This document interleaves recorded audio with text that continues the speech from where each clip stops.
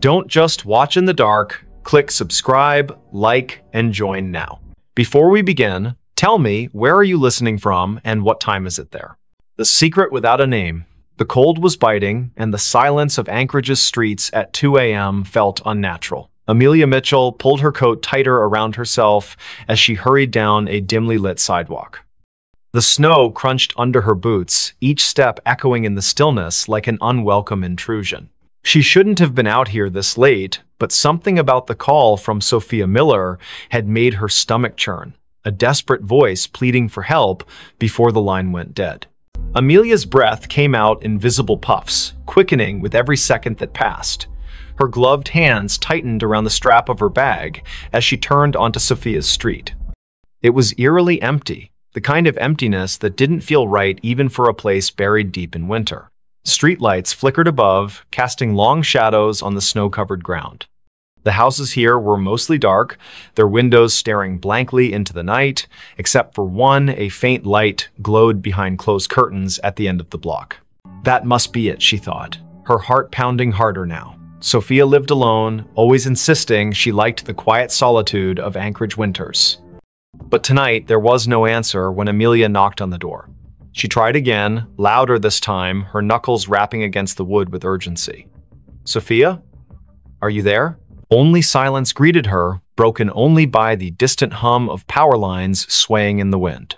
She reached for her phone to call again, but just as her thumb hovered over the screen, she heard it a faint creak from inside the house. It wasn't enough to dismiss as settling wood, it carried weight, purpose. Amelia hesitated, then pressed her ear closer to the door. Another sound followed, softer but unmistakable, shuffling footsteps, moving away from where she stood. "Sophia?" she called again, her voice trembling. No response. Just the oppressive silence pressing back against her words. Then, without warning, the doorknob began to turn slowly. So slowly, it seemed deliberate. Amelia stumbled backward, nearly slipping on the icy steps leading up to the porch. Her pulse roared in her ears as the door swung open wide, revealing nothing but darkness beyond. There was no one there, not immediately anyway. But as Amelia forced herself to peer inside, she noticed something odd, a trail of wet footprints leading further into the house. They weren't hers. They couldn't be. She hadn't stepped inside yet. And they weren't fresh either, not entirely. Some parts of the prints gleamed with melted snow, while others looked older, partially dried and smeared as if someone or something had walked through days ago but left traces that refused to fade. Against her better judgment, Amelia stepped inside. The warmth of the house hit her instantly, though it brought little comfort. Something about the air felt wrong, stale, heavy, as if it hadn't circulated properly in weeks. She glanced around the living room, taking in the familiar clutter of books and photographs scattered across shelves. Everything seemed normal, until she saw the photo frame lying face down on the coffee table. She picked it up cautiously, turning it over. It was a picture of Sophia smiling brightly next to Jackson Cole, her boyfriend or ex-boyfriend, depending on who you asked. Their faces were scratched out violently, gouges cutting through the glass like angry scars. A chill ran down Amelia's spine. This wasn't random vandalism. Someone had done this deliberately, methodically. Before she could process what it meant, another noise caught her attention, a low scraping coming from somewhere deeper in the house. It sounded like nails being dragged along a hard surface, slow and rhythmic, punctuated by pauses that somehow felt more menacing than the sound itself. Amelia swallowed hard, clutching her phone tightly in her hand. She considered calling the police, but what would she say? That she broke into her friend's house because of some creepy noises? They'd think she was crazy. Instead, she moved cautiously toward the hallway, following the sound despite every instinct screaming at her to leave. The hallway was narrow, lined with family portraits that seemed to watch her as she passed. Each frame held a face frozen in time, eyes staring ahead as if waiting for something. At the far end, a door stood slightly ajar, light spilling out from within. The scraping grew louder, closer, and Amelia realized it was coming from behind that door. Her palms were slick with sweat beneath her gloves as she pushed it open just enough to peek inside. What she saw stopped her dead in her tracks. The room was small, cluttered with boxes stacked haphazardly against the walls. In the center sat a chair, and on the chair was Sophia, or at least what remained of her. Her body slumped forward unnaturally, head hanging limp as if her neck couldn't support its weight anymore. Blood pooled beneath the chair, dark and congealed, staining the hardwood floor. But the worst part was her face, or rather, the absence of it. Where Sophia's features should have been, there was only smooth, featureless skin stretched taut over bone. Amelia gagged, stumbling backward as bile rose in her throat. She wanted to scream, to run, but her legs wouldn't obey. Instead, she froze, transfixed by the sight before her. And then, from somewhere behind her, a voice spoke softly, almost kindly. "You shouldn't have come." She spun around, heart hammering wildly, but there was no one there. The hallway was empty, the portraits still staring silently ahead. Yet the voice lingered in her mind, repeating the same phrase over and over. "You shouldn't have come. You shouldn't have come." Amelia backed away, tripping over her own feet as she tried to retrace her steps toward the front door. But the layout of the house seemed different now, distorted somehow. Doors that hadn't been there before appeared in the walls, leading to rooms she didn't recognize. Shadows shifted unnaturally, twisting into shapes that defied logic. She could hear whispers now, too, overlapping voices murmuring in tones too low to understand. Panic set in fully as she realized she was trapped. Every step she took led her deeper into the labyrinthine nightmare of Sophia's home. The air grew colder with each passing moment, frost creeping up the walls and forming intricate patterns on the ceiling. And always, the whispers followed her, growing louder and more insistent. Finally, she found herself in a room she didn't remember entering. It was larger than any other space in the house, impossibly so, with walls made entirely of mirrors. Each reflection showed a version of herself, but none of them matched the person standing in the center of the room. Some looked older, gaunt, and hollow-eyed. Others appeared younger, innocent, and terrified. One reflection wasn't even human. It was a twisted, monstrous figure with elongated limbs and a mouth full of jagged teeth.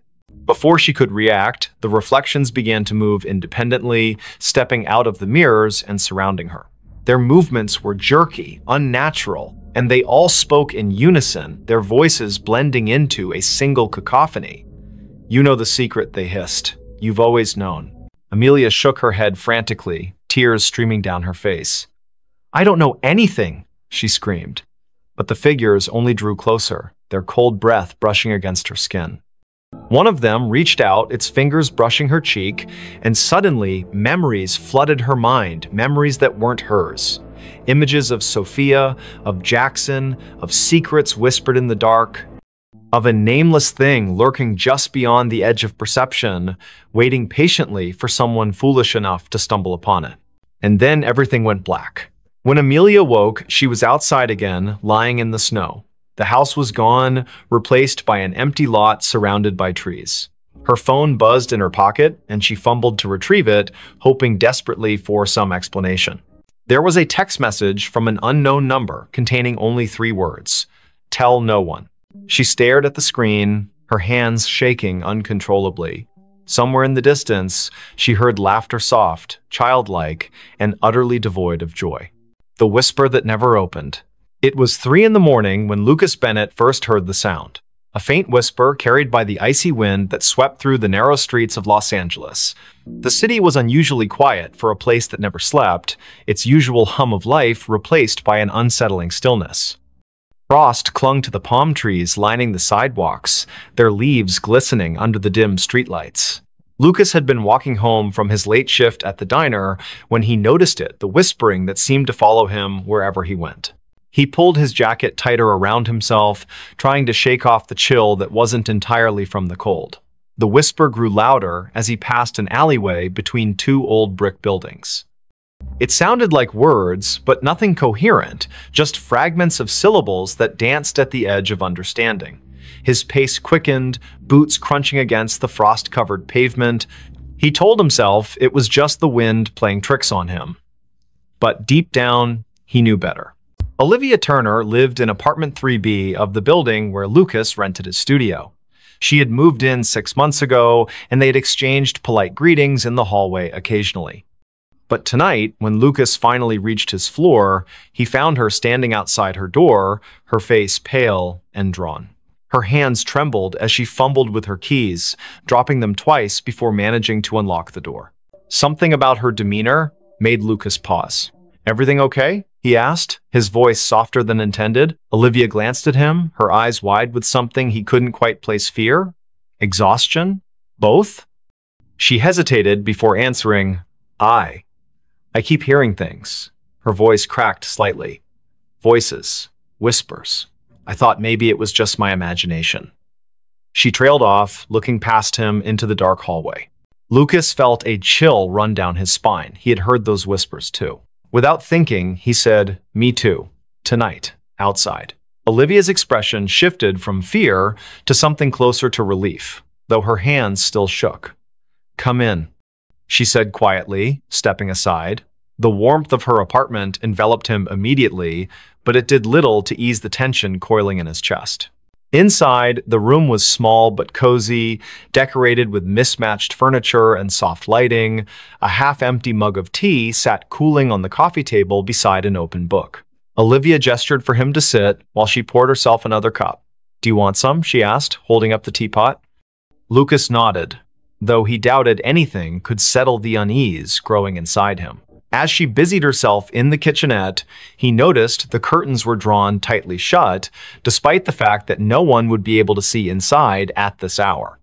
The windows themselves seemed almost deliberately avoided. So Olivia began after handing him a steaming mug. "You heard them too, the whispers." It wasn't a question. Lucas took a sip of the tea. It tasted bitter, but he didn't complain. "Yeah, out there. They followed me all the way back here." He set the mug down carefully. "What about you? When did you start hearing them?" Olivia wrapped her fingers around her own mug, staring into its depths as if searching for answers. "A week ago. At first, I thought it was just stress or lack of sleep. You know how it is, working long hours, trying to make ends meet. But then it got worse." She looked up at him, her gaze piercing. "They started coming closer, louder. Like they were right behind me, even when I was alone in my apartment." Lucas swallowed hard. "Did you tell anyone? Call someone?" Olivia shook her head. "Who would believe me? My friends think I'm overreacting. My landlord thinks I'm making excuses to get out of paying rent next month." She let out a humorless laugh. "And honestly, who can blame them? If I hadn't heard it myself tonight, I might not have believed me either." The silence that followed was heavy, broken only by the distant hum of traffic far below. Lucas glanced toward the window, where shadows flickered faintly against the drawn curtains. Was it his imagination, or did the air feel colder now? He turned back to Olivia. "There has to be an explanation. Maybe it's some kind of electrical interference, or, I don't know, plumbing noise?" Even as he said it, the words sounded hollow. Neither of them believed it. Olivia leaned forward, lowering her voice. "There's something else. Last night, I saw someone or something standing outside my window. Just a figure, barely visible through the frost. It didn't move, just stood there, watching." Her breath hitched. "When I went to check, there was no one there. No footprints, nothing. But the feeling, it stayed with me. Like I wasn't alone anymore." Lucas felt a knot tighten in his stomach. He wanted to dismiss her story as paranoia, but the memory of the whispers he'd heard earlier lingered vividly in his mind. "Have you tried leaving? Going somewhere else for a few days?" She shook her head again. "I can't afford to leave. And besides," she hesitated, glancing toward the window once more, "it feels like it's following me. Wherever I go, whatever I do, it's always there, waiting." The weight of her words settled over them like a suffocating blanket. Lucas finished his tea, setting the empty mug aside. "We should figure this out together," he said finally. "Whatever it is, if it's real, we'll find a way to stop it." Olivia gave him a small, grateful smile, but her eyes remained haunted. Over the next hour, they talked about everything they could remember. The timing of the whispers, any patterns or triggers, whether they had noticed anything unusual in their daily routines. The conversation helped distract them temporarily, but neither could shake the sense that they were being watched. Every creak of the building, every gust of wind outside, sent jolts of adrenaline coursing through their veins. Eventually, Lucas realized he needed to get back to his own apartment. Reluctantly, he stood, thanking Olivia for the tea. She walked him to the door, her hand lingering on the doorknob. "Be careful," she whispered, "and if you hear anything again, don't go looking for it." He nodded, forcing a reassuring smile he didn't feel. "You too. Lock your door tight." With that, he stepped out into the hallway, closing the door softly behind him. For a moment, he stood there, listening. The whispers weren't audible now, but the oppressive silence felt just as menacing.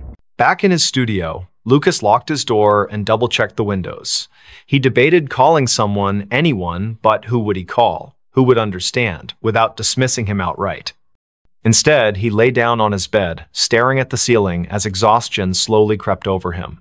Sleep came fitfully, plagued by dreams of shadowy figures and unintelligible voices echoing endlessly in his ears.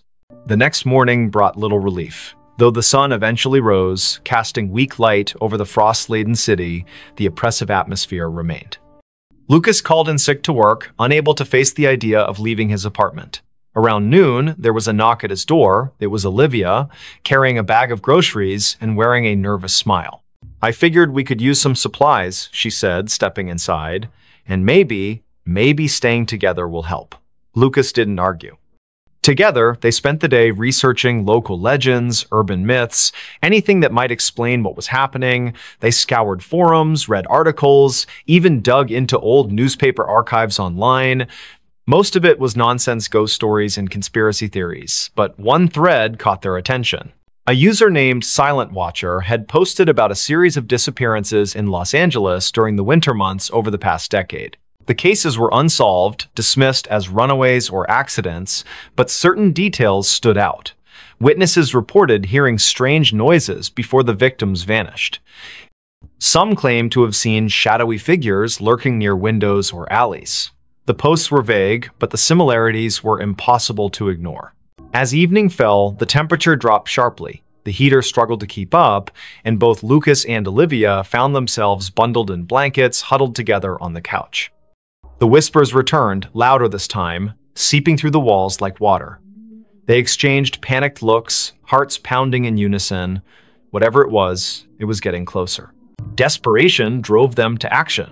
Armed with flashlights and makeshift weapons, a baseball bat for Lucas, a kitchen knife for Olivia, they ventured into the hallway. The whispers surrounded them now, forming a cacophony of disjointed sounds that clawed at their sanity. Each step felt heavier than the last, as if the air itself resisted their movement. At the end of the hallway, the emergency exit stood ajar, frost creeping inward. Beyond it lay the fire escape, descending into darkness. Lucas hesitated, gripping the bat tightly. "Do we really want to know what's out there?" he whispered. Olivia didn't answer, her eyes fixed on the gap. Slowly, they stepped through, bracing themselves for whatever awaited them. The metal stairs groaned under their weight, each step echoing ominously in the frigid night. Below, the alley was shrouded in shadow, the streetlights casting long, distorted reflections on the icy ground. Movement caught the corner of Lucas's eye, a flicker, gone before he could focus. Then another, and another. Shapes darted between the buildings, fleeting glimpses of something humanoid, yet wrong. "Run," Olivia hissed, clutching his arm. They bolted down the remaining steps, slipping on patches of ice as they fled. Behind them, the whispers erupted into a deafening roar, filling the air with chaotic sound. Shadows converged, twisting and writhing like living smoke. Panic surged through Lucas's veins as he realized they were being hunted. They rounded a corner, breaths ragged, legs burning. Ahead, a familiar figure emerged from the darkness. It was Benjamin Hayes, a neighbor whose face they recognized, but whose name they rarely spoke. His expression was blank, his movements mechanical. He raised a hand, pointing toward an abandoned warehouse across the street. "In there," he said, his voice devoid of emotion. "You'll find answers." Without hesitation, they obeyed, bursting through the rusted doors of the warehouse. Inside, the air was thick with decay and dampness. Faint traces of graffiti adorned the crumbling walls, remnants of a forgotten era. In the center of the vast space stood a wooden crate, its surface etched with symbols neither of them recognized. Above it hovered a swirling mass of darkness, pulsating rhythmically like a heartbeat. Olivia approached cautiously, her knife trembling in her grip. "What is this?" she murmured, reaching out. Lucas grabbed her wrist, pulling her back. "Don't touch it," he snapped. But it was too late. The moment her fingers brushed the crate, the world around them dissolved into chaos. Images flooded their minds, faces screaming silently, hands clawing at unseen barriers, voices pleading for release. The whispers coalesced into a single, thunderous command.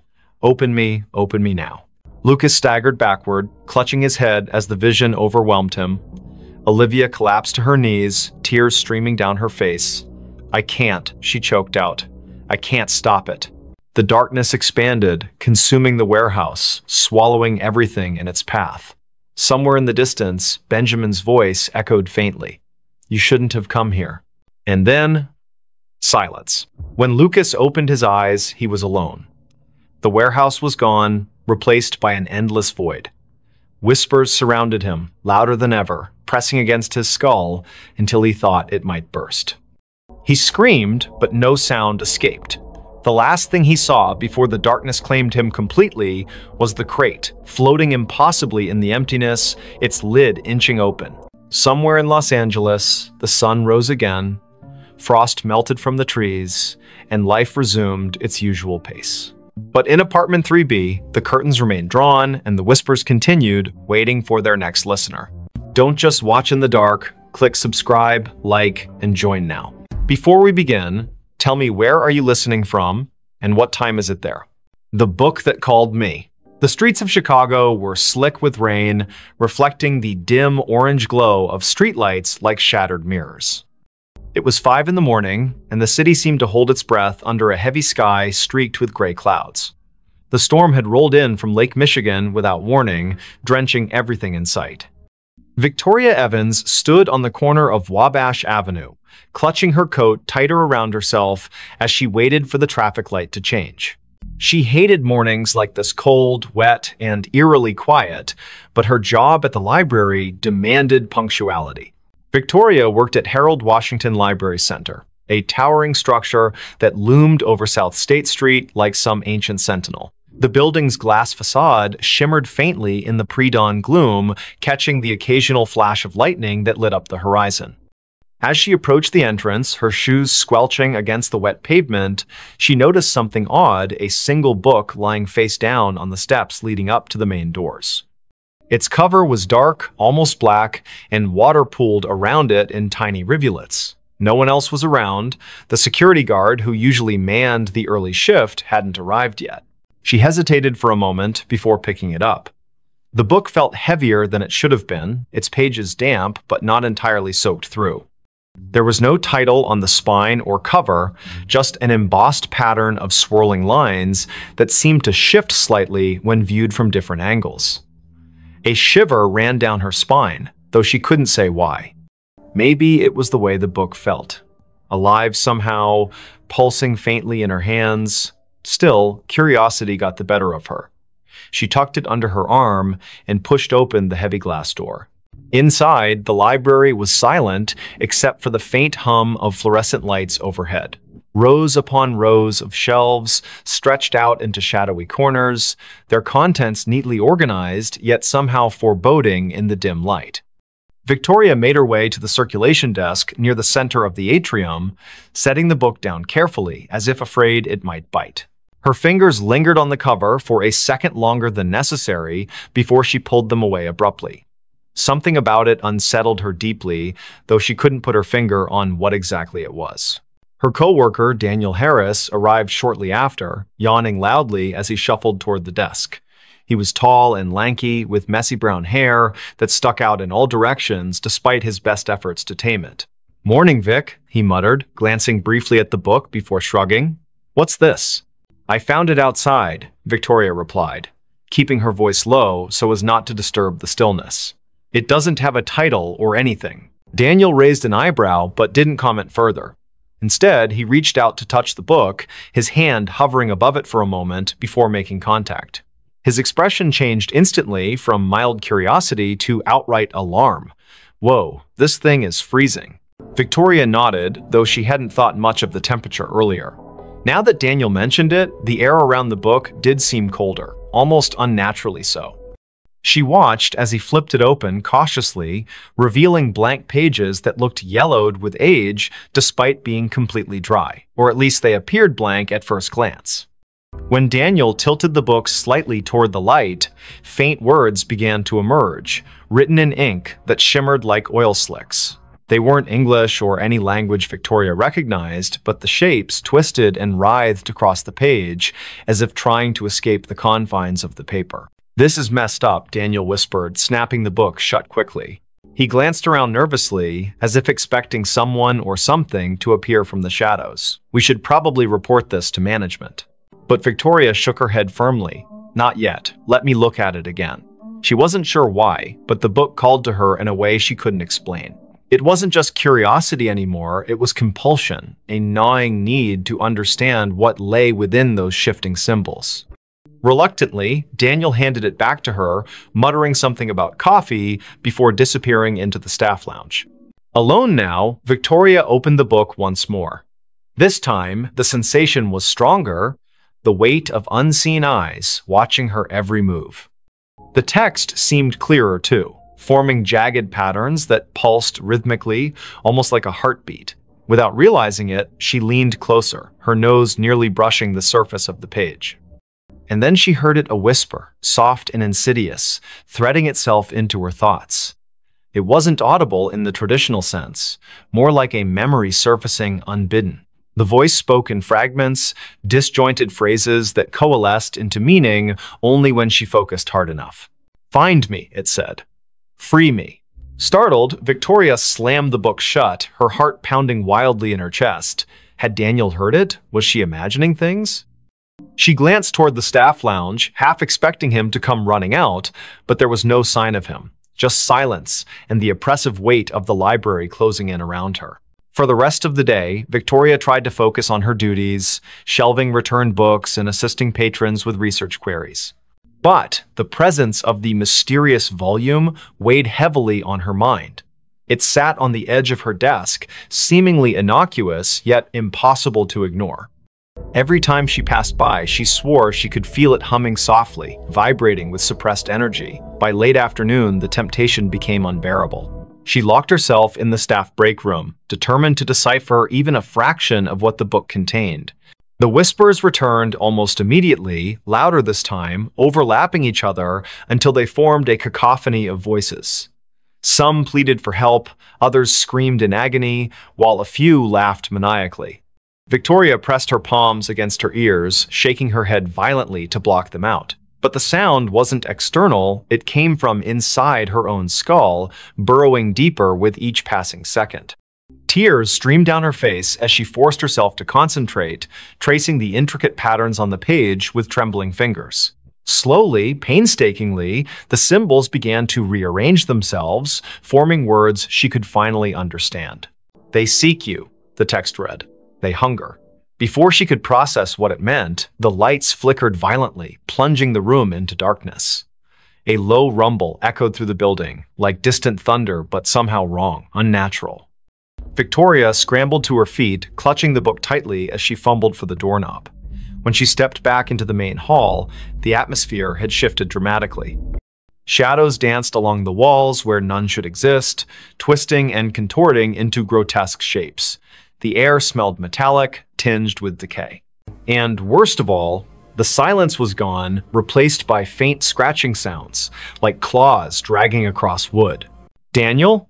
she called out, her voice cracking with fear. No response. Panic rising, she moved toward the circulation desk, hoping to find some semblance of safety there.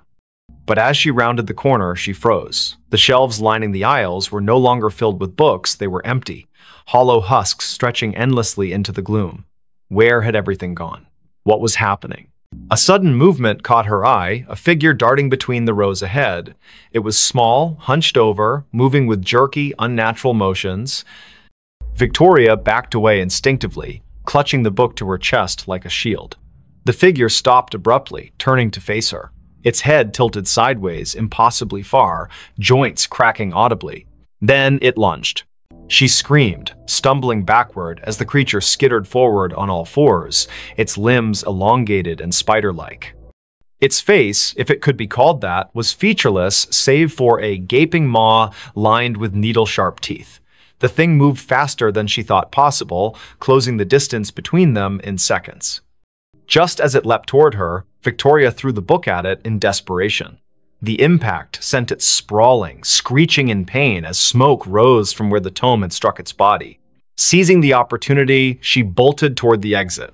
Outside, the rain had intensified, soaking her instantly as she sprinted down the steps.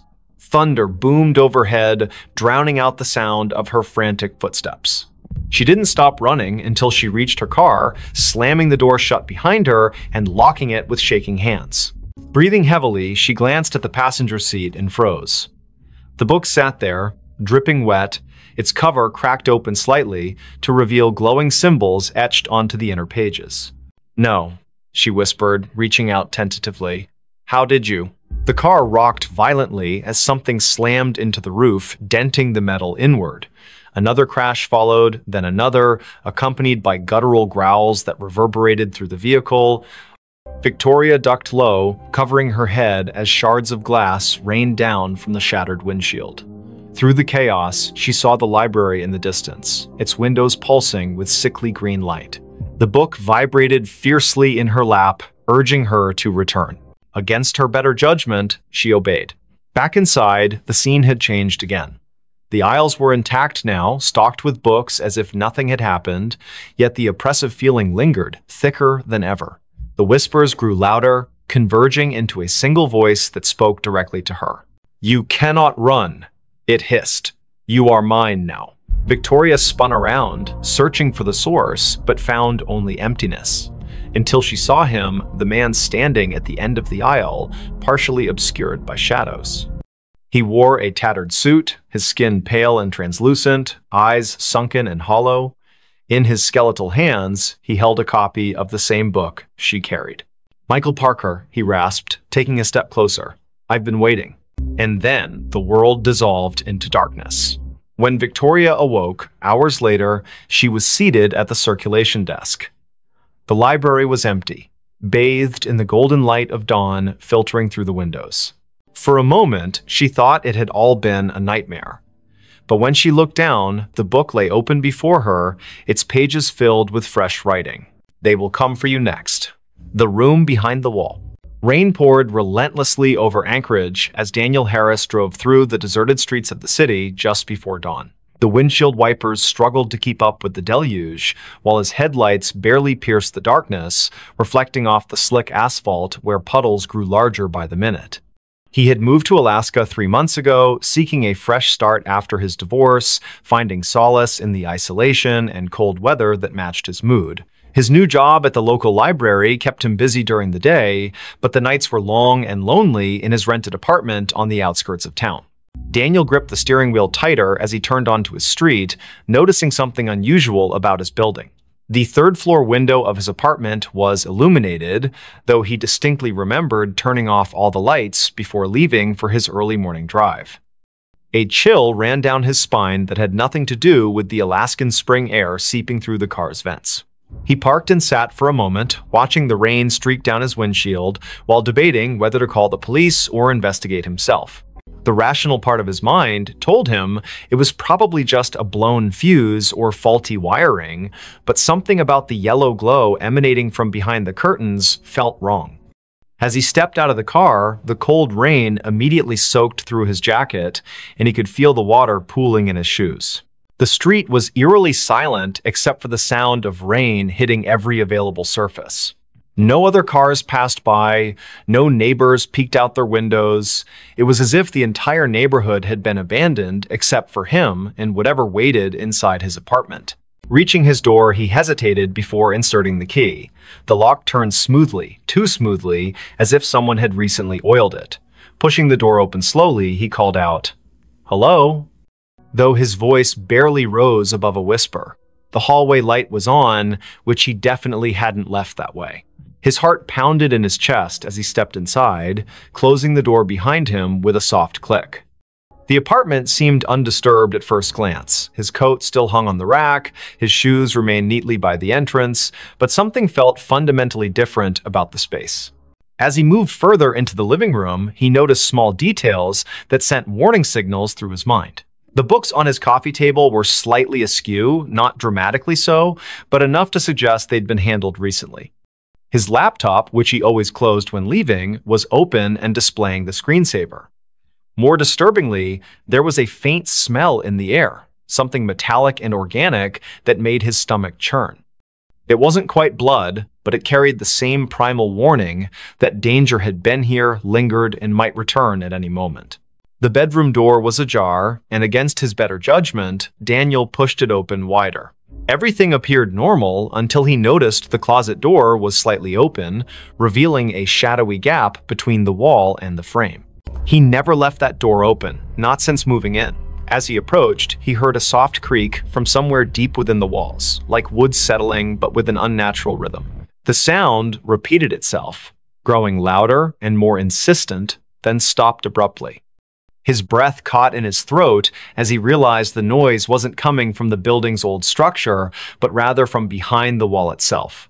The next morning, Victoria Evans arrived at Daniel's apartment complex for their scheduled meeting. They had connected through a local support group for newcomers to Anchorage, bonding over their shared experiences of adjusting to life in Alaska. She stood outside his door, knocking repeatedly while checking her watch. The rain had lessened to a drizzle, but dark clouds still pressed heavily against the sky. When there was no answer after several minutes, she tried the door handle and found it unlocked. Inside, the apartment was deathly quiet, with an oppressive atmosphere that made her skin crawl despite the warmth of the heating system. Victoria called out Daniel's name as she entered, immediately noticing the same subtle signs of disturbance he had observed earlier. On the kitchen counter, she spotted his phone charger still plugged in, its cord coiled neatly, evidence that he hadn't planned to be gone long. In the living room, the books on the coffee table caught her attention. She recognized some of the titles. They were ones Daniel had mentioned reading recently, but now they seemed arranged in a pattern that suggested deliberate placement rather than casual browsing. Her unease grew as she noticed scuff marks on the carpet leading toward the bedroom. In the bedroom, Victoria's trained eye, honed from years working as a social worker, detected details others might miss. The closet door was indeed open, but what drew her attention was the baseboard along the far wall. There were fresh scratches marring the paint, and when she knelt to examine them closer, she discovered tiny fragments of plaster embedded in the carpet. Standing up, she pressed her palm against the wall and felt it give slightly, accompanied by a soft crunching sound. Her heart raced as she realized this section of the wall was thinner than it should be, as if something lay hidden behind it. Michael Parker, the building's maintenance supervisor, arrived shortly after Victoria's call. A grizzled man in his late 50s with decades of experience in construction and property management, he listened intently as she explained her findings. His expression grew increasingly grave as he examined the wall, running his fingers along the edges of the baseboard. Without saying a word, he fetched tools from his maintenance cart and began carefully removing sections of the wall paneling. The drywall came away easily, almost too easily, revealing a narrow cavity behind. What they discovered in the hidden space defied immediate comprehension. Packed tightly within the cavity were dozens of small objects wrapped in yellowed newspaper, each bundle tied with twine. The air that escaped as Michael opened the first package carried the same metallic smell Victoria had detected earlier. Inside was a collection of personal items, a child's necklace, a set of house keys, a driver's license belonging to someone named Sarah Mitchell. Each successive package contained similar artifacts, all meticulously preserved, but clearly taken from different individuals over many years. The realization hit them simultaneously. They had uncovered evidence of something far more sinister than either had imagined possible. The discovery triggered a chain reaction of events that consumed the lives of everyone involved. Local authorities descended upon the building, forcing residents to evacuate while forensic teams worked around the clock. Victoria found herself unable to leave, drawn back daily to witness the investigation unfold. She learned that the building had been constructed in the 1920s and had changed hands numerous times throughout its history. Previous tenants had reported strange occurrences, sounds behind walls, unexplained shadows, sudden temperature drops, but these complaints had always been dismissed as typical of older buildings. What no one had suspected was that someone had been using the building's hidden spaces as a repository for stolen memories. As detectives cataloged the items, patterns emerged that chilled even the most seasoned investigators. Many of the victims had disappeared without a trace, their cases eventually classified as cold files. Some had vanished decades ago, while others were more recent. The oldest item dated back to 1947, a silver locket containing a photograph of two young girls, while the newest was a smartphone manufactured only 3 years prior. The collection spanned generations, suggesting that whoever had been operating behind these walls had maintained their activities for nearly 75 years. The implications were staggering and raised questions about how such systematic predation could have gone unnoticed for so long. Daniel's disappearance added another layer of complexity to the case. Security footage from the building's lobby showed him returning home the previous night, but never leaving again. His car remained parked outside, and his personal belongings were still in the apartment. The only clue was a set of muddy footprints leading from his bedroom to the hidden cavity in the wall, prints that matched his shoe size exactly. Investigators theorized that he might have stumbled upon the collector in the act and become another victim, but without physical evidence, they couldn't confirm this theory. Victoria became obsessed with understanding the pattern behind the disappearances. She spent hours poring over police reports, cross-referencing dates and locations with historical weather data. A disturbing trend emerged. Nearly all the abductions had occurred during heavy rainstorms, particularly in spring when the days were shortest and visibility poorest. The timing suggested premeditation and intimate knowledge of both the building's layout and the routines of its occupants. Whoever had been collecting these artifacts understood human behavior well enough to predict when people would be most vulnerable. The building itself seemed to become more active as the investigation progressed. Residents who had lived there for years reported hearing strange noises at night, thumps and scrapes that echoed through the walls. The heating system developed inexplicable malfunctions, causing rooms to alternate between freezing and sweltering temperatures. Maintenance workers refused to enter certain areas alone, claiming they felt watched even when no one else was present. Most disturbingly, several people reported seeing fleeting shadows move across walls where no source of light could account for them. Forensic examination of the hidden cavity revealed additional horrors. Deep gouges marred the wooden framework, and analysis showed traces of human tissue embedded in the splinters. Blood spatter patterns suggested violent struggles had taken place within the confined space, though the lack of bodies complicated efforts to reconstruct specific events. The collector had apparently used the cavity as both storage and execution chamber, creating a macabre shrine to their crimes. Experts noted that the care taken in preserving each artifact spoke to a deep psychological pathology, possibly rooted in trauma or obsession. Detectives identified a potential suspect through painstaking research into the building's ownership history.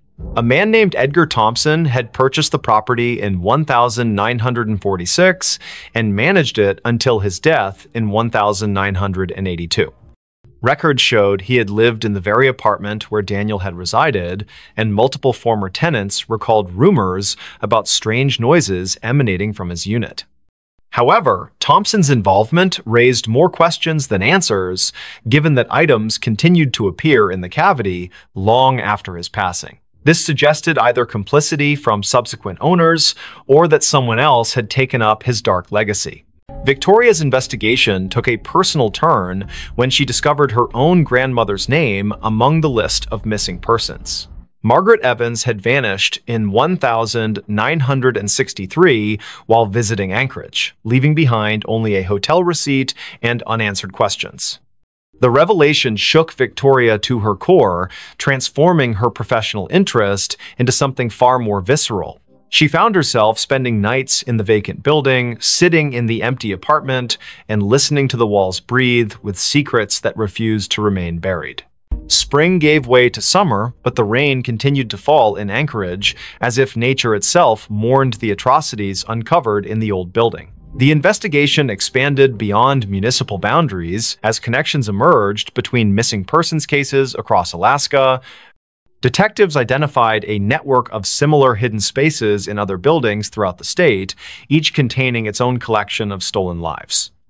The scale of the operation suggested coordination among multiple individuals, raising the possibility that what had begun as one man's obsession had evolved into something far more organized and dangerous. One night, while Victoria sat alone in the apartment, she heard a sound that froze her blood. From behind the newly repaired wall came the unmistakable creak of footsteps, slow and deliberate. She grabbed her phone to call for help, but found no signal in the suddenly dead zone of the building. The footsteps grew closer, accompanied by the soft rustle of fabric brushing against wood. Then came a voice, barely audible but unmistakably human, whispering words that made her skin crawl. "You shouldn't have looked. You shouldn't have seen."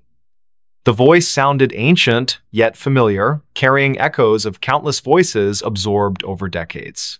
The police response team arrived 20 minutes later, bursting into the apartment with weapons drawn. They found Victoria unconscious on the floor, her phone shattered beside her. Paramedics determined she had suffered a severe panic attack but would recover. Yet when they examined the wall where she claimed to have heard the voice, they discovered something that defied explanation. Fresh scratches marred the newly installed drywall, forming words that spelled out a single chilling message: "Not done yet." The marks were too high for anyone to reach without assistance, and security cameras showed no one entering or leaving the apartment during the crucial time period. As weeks turned into months, the case remained unsolved despite mounting evidence. The building was eventually condemned, deemed structurally unsafe due to unforeseen damage discovered during renovations. Residents scattered to different parts of the city, but many reported feeling eyes upon them in their new homes, especially during rainstorms. Victoria returned to her work as a social worker, but found herself constantly looking over her shoulder, certain that whatever had operated in those walls continued to watch from the shadows. The last anyone saw of Daniel Harris was captured by a traffic camera 2 blocks from his apartment on the night he disappeared. The footage showed him walking briskly through the rain, occasionally glancing over his shoulder as if pursued. His image blurred momentarily, then reappeared moving in the opposite direction, though no one else appeared in frame. When enhanced, the video revealed something impossible. His reflection in a storefront window showed him reaching toward the camera with an expression of pure terror, though his physical form continued walking away. The file remains archived, awaiting technological advances that might explain the anomaly. Today, the building stands empty on the outskirts of Anchorage, its windows boarded up and its doors sealed with official notices. During heavy rains, passers-by claim to hear faint whispers emanating from within, voices overlapping in desperate pleas for help. Local authorities maintain regular patrols of the area, though officers assigned to these duties often request transfers after short periods. The case files remain open, gathering dust in secure archives while waiting for new leads that may never come. And somewhere, in the spaces between walls and beneath floorboards, the collection continues to grow. Don't just watch in the dark, click subscribe, like, and join now. Before we begin, tell me, where are you listening from and what time is it there? The customer who never left the store. The cicadas were louder than usual that summer night in Charleston, their rhythmic buzzing weaving through the thick humidity that clung to every surface. Lucas Allen stood behind the counter of his small convenience store on King Street, absently wiping down the already spotless glass display case. The neon open sign flickered slightly in the window, casting an uneven glow across the rows of snacks and beverages lining the aisles. It was nearly midnight, and the usual Friday crowd had already come and gone, leaving only the persistent hum of the refrigerators and the distant sound of traffic from the historic district. Lucas checked his phone for what felt like the 100th time that evening. No new messages, just another quiet night in a city that never truly slept. He sighed and glanced at the security camera monitors mounted above the cigarette rack. Each screen showed a different angle of the store's interior, all empty except for his own reflection in the convex lenses.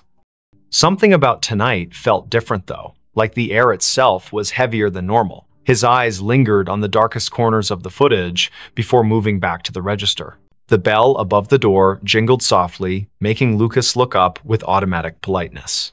A woman stepped inside, her presence immediately altering the atmosphere of the shop. She wore a long coat that seemed inappropriate for the sweltering July heat, its dark fabric hanging loosely around her thin frame. Her face was partially obscured by stringy blonde hair that caught the fluorescent light in strange ways, as if it didn't quite belong there. Lucas noticed how her shoes made no sound against the tiled floor. "Can I help you find something?" he asked, his voice carrying just a touch of professional warmth. The woman didn't respond right away. Instead, she moved slowly toward the back of the store, her head tilted at an unnatural angle as she examined the shelves. Lucas watched her reflection in the glass refrigerator doors. Something about her movements seemed off, almost mechanical. Charlotte Robinson pushed her cart down aisle 3, debating between chips and pretzels. She paused when she realized the woman in the dark coat hadn't moved from where she'd been standing for the past 10 minutes. The stranger was now facing the wall, one hand resting on the metal shelving unit. Charlotte cleared her throat softly as she passed, but the woman didn't acknowledge her presence. There was something unsettling about the way her fingers curled around the edge of the shelf, knuckles white against the dull metal. Lucas finished counting the drawer for the 3rd time, the numbers blurring together in his mind.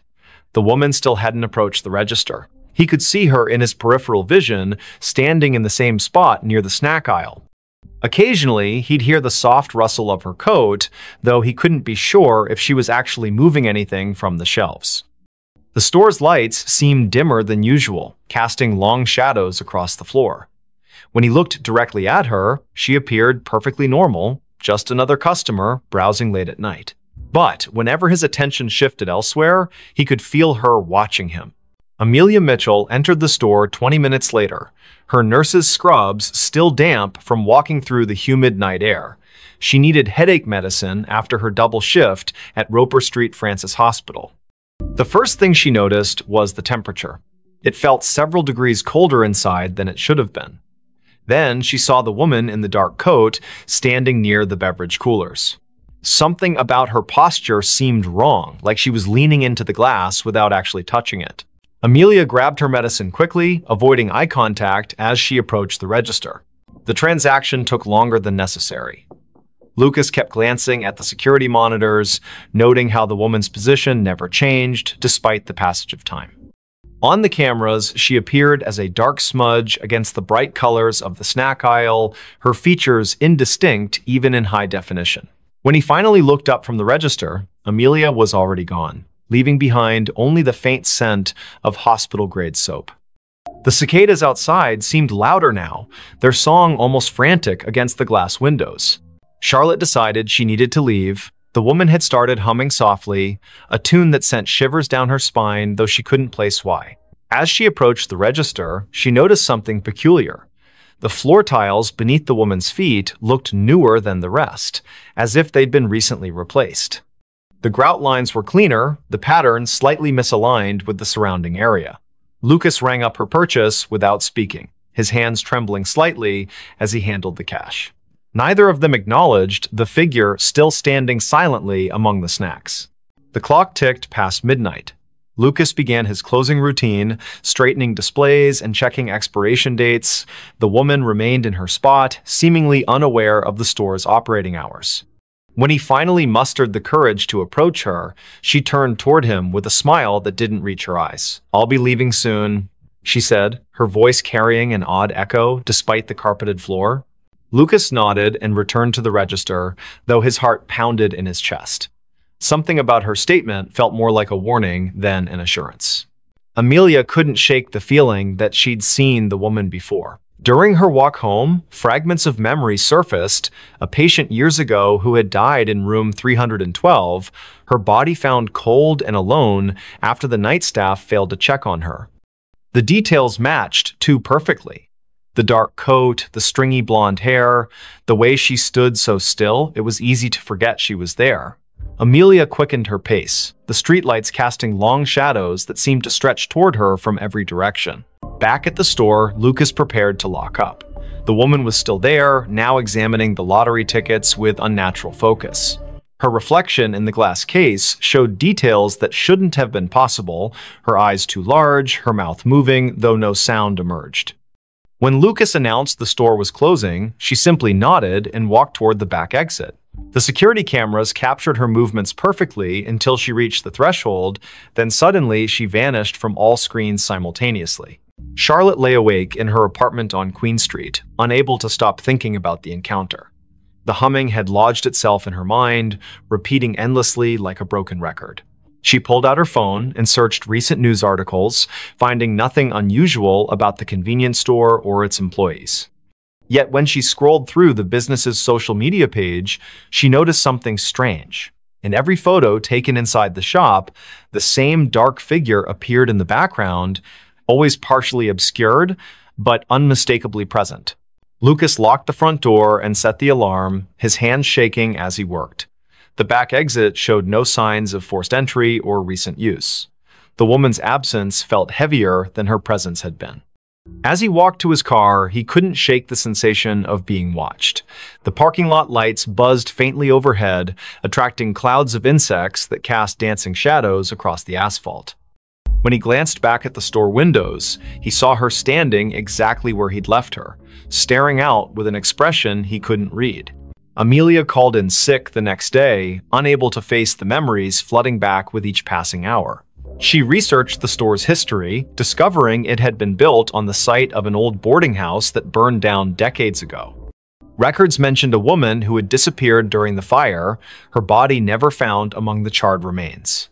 The description matched the figure from the store perfectly, right down to the humming that witnesses claimed they could still hear on quiet nights. The following evening, Lucas arrived for his shift to find everything exactly as he'd left it. The security footage showed 14 hours of empty aisles and silent registers. Yet, when he reviewed the previous night's recording, there she was again, appearing in the snack aisle as if she'd never left, moving with purpose toward the back of the store. The timestamp confirmed she'd been there the entire time, invisible to everyone except through the unblinking eyes of the cameras. Charlotte couldn't stay away. Something compelled her to return to the store, to confront the mystery that had taken root in her thoughts. When she entered that night, the air felt colder than before, and the humming was louder, vibrating through her bones like a tuning fork. The woman stood in the same spot, surrounded by products that seemed to decay faster than they should. Their expiration dates read months in the future, yet their packaging was faded and brittle, as if time itself bent around her presence. Lucas began documenting everything. He kept detailed notes about each encounter, noting patterns in her behavior and appearance. The woman never spoke unless directly addressed, and even then, her responses were cryptic and often nonsensical. Yet, she seemed to know intimate details about each person who interacted with her, childhood memories Charlotte had forgotten, medical cases Amelia thought she'd kept confidential, personal struggles Lucas had never shared with anyone. The knowledge hung in the air like a threat, preventing them from seeking help. The city continued its usual rhythm around them, oblivious to the supernatural phenomenon unfolding on King Street. Tourists snapped photos of the historic district, capturing streaks of darkness in their pictures that they dismissed as lens flares. Locals complained about power fluctuations in the area, their clocks running minutes fast or slow without explanation. The cicadas grew louder with each passing night, their song taking on an almost musical quality that matched the woman's haunting melody. Amelia discovered other victims during her research, people who had encountered similar figures in different locations throughout Charleston's history. Each story followed the same pattern. A mysterious woman appearing in places of commerce, lingering beyond reason, collecting pieces of people's lives until they became trapped in her orbit. Some claimed she was searching for something specific, others believed she fed on human connection. All agreed that once she marked you, there was no escaping her influence. Lucas found himself changing. His reflection in the store windows seemed less substantial, his features fading slightly each day. Customers commented on how tired he looked, though he slept better than he had in years. The security cameras captured moments when he wasn't entirely present, his form flickering like static between frames. The woman watched these transformations with apparent satisfaction, her humming growing more complex, as if composing a symphony only she could hear. Charlotte's friends noticed her withdrawal from social activities. She spent hours sitting in her apartment, staring at the convenience store's security feed she'd hacked into. The woman's movements created patterns that resembled ancient symbols when traced over time. Mathematical equations formed in the spaces between appearances, suggesting a logic behind the madness. Yet each revelation came at a cost, fragments of Charlotte's personality chipped away, replaced by an understanding she couldn't articulate. The temperature in the store dropped steadily, creating condensation on the windows that spelled out words when viewed from certain angles. "Help me" appeared repeatedly, though none of them could determine if it was a plea or a command. The refrigeration units malfunctioned constantly, their contents freezing solid regardless of settings. Products aged rapidly on the shelves, some turning to dust within hours of stocking. Time itself seemed to warp around the woman, bending reality to accommodate her presence. Amelia's dreams became vivid and disturbing. She found herself wandering through endless aisles of forgotten stores, each one containing the same dark figure waiting patiently. The humming followed her into consciousness, becoming a constant companion that drowned out other sounds. Her colleagues at the hospital remarked on her improved intuition regarding patient care, though they couldn't explain how she knew things she shouldn't. The line between her world and the woman's realm blurred until she couldn't tell which side she belonged to. Lucas attempted to break the cycle by staying away from the store. For 3 days, he avoided King Street entirely, hoping distance would sever the connection. Instead, the woman's influence grew stronger. She appeared in his apartment mirror, reflected in puddles during rainstorms, visible in the steam rising from his morning coffee. The humming never ceased, matching his heartbeat until he couldn't distinguish between internal and external sounds. His attempts to warn others fell on deaf ears, their faces blank as if seeing through him. Charlotte documented everything obsessively, filling notebooks with observations and calculations. The patterns revealed themselves gradually, forming a complex web of connections between victims across generations. Each person had experienced loss or isolation significant enough to create a void the woman could fill. They had sought comfort in material possessions, believing wealth or convenience could replace human connection. The realization hit her like a physical blow. They were all customers who had never truly left the store, trapped by their own desires. The final confrontation occurred on the hottest night of the summer. The cicadas screamed in harmony with the humming, their combined song shaking the glass in the store's windows. Lucas, Charlotte, and Amelia found themselves drawn back to the convenience store despite their efforts to resist. The woman waited for them in aisle 3, her dark coat billowing as if caught in a wind that didn't exist. Her smile revealed too many teeth, each one gleaming like polished stone. "You've learned," she said, her voice resonating through the empty store. But learning isn't enough. The floor tiles beneath them shifted, revealing the foundation of the old boarding house. Charred wood and ash filled the space where modern construction should have been. The security cameras captured everything perfectly, broadcasting their final moments to empty monitors throughout the building. One by one, they stepped forward, unable to resist the pull any longer. The store remained open for business the next day. New employees arrived, unaware of the previous staff. Customers browsed the aisles, selecting items they didn't need but couldn't refuse. In the security footage, dark figures moved among the shelves, their forms becoming clearer with each passing night. The humming continued, growing louder with each new victim drawn into its melody. And in aisle 3, the woman waited patiently, collecting souls who had forgotten what it meant to truly leave. The room that breathed. Boston stirred under the weight of another spring morning, the air thick with a peculiar warmth that seemed misplaced for the season. Daniel Harris stood on the cracked sidewalk outside number 17 Marlborough Street, his fingers tracing the edge of an old brass key in his pocket. The building before him loomed like a forgotten sentinel, its red brick facade darkened by decades of Boston winters and neglect. Across the street, Victoria Evans leaned against her parked car, arms crossed tightly across her chest as she watched Daniel approach the entrance. The neighborhood was waking up slowly, curtains twitching in nearby windows as residents observed the newcomers. Michael Parker emerged from the alley beside the building, his camera slung around his neck, capturing the uneven angles of the structure with professional precision.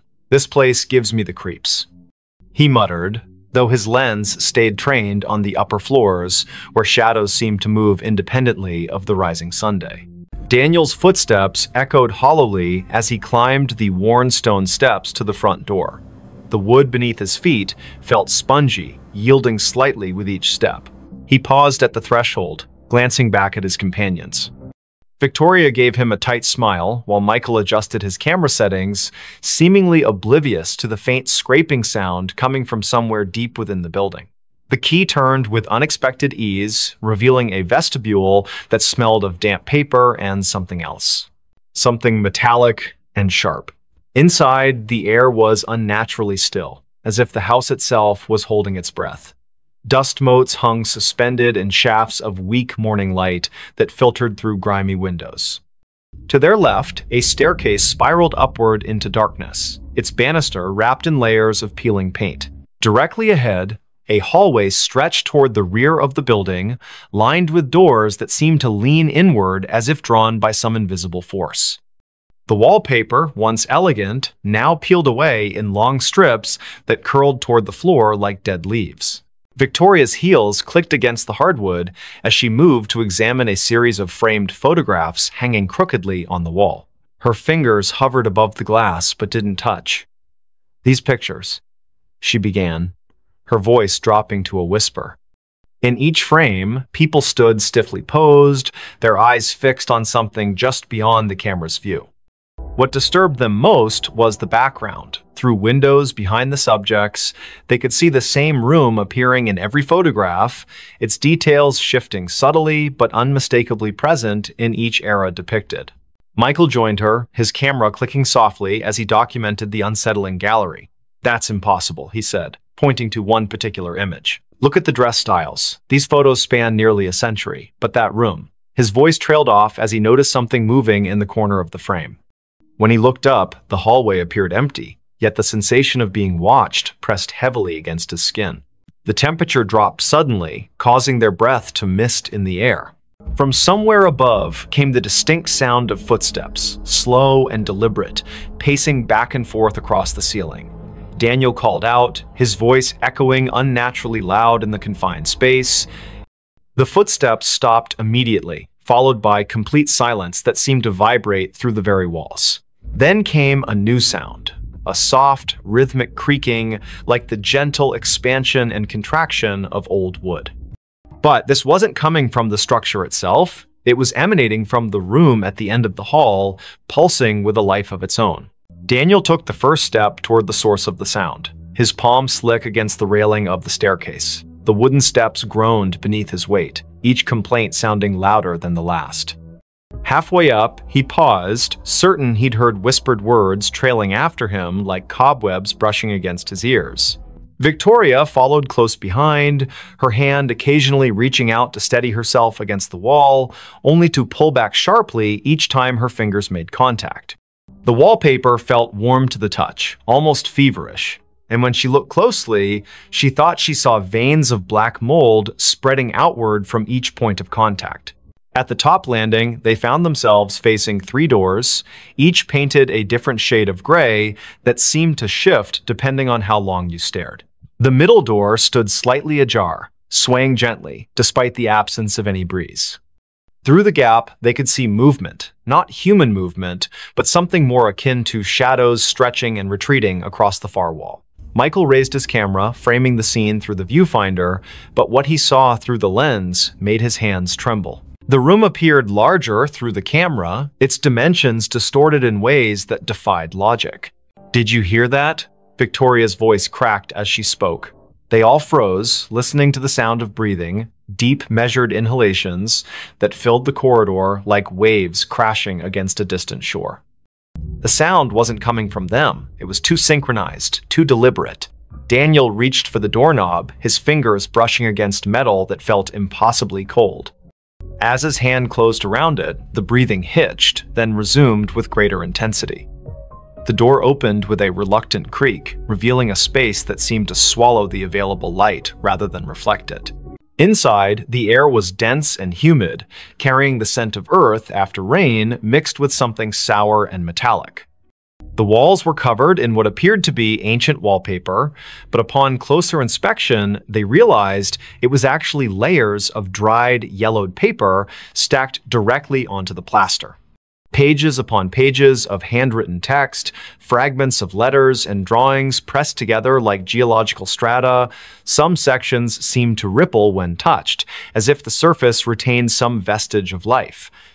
In the center of the room stood an antique writing desk, its surface stained with ink blots that had long since dried black. Victoria approached the desk cautiously, her attention drawn to a leather-bound journal resting open at its center. The handwriting inside was spidery and erratic, the ink varying in color from fresh black to faded brown. As she read the first few lines, her reflection in the window behind the desk caught her eye. She froze, watching as her mirrored self continued reading even after she had lowered the book. The reflection smiled at her, then mouthed words that didn't match her own movements. When she turned to look back at the actual room, she found Daniel staring at her with wide eyes, his lips moving soundlessly. Michael remained in the doorway, his camera trained on the scene unfolding before him.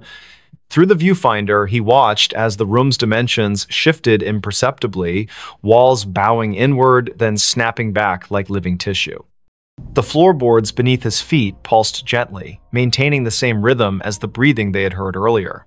He noticed something new. Symbols carved into the baseboards, their shapes disturbingly familiar.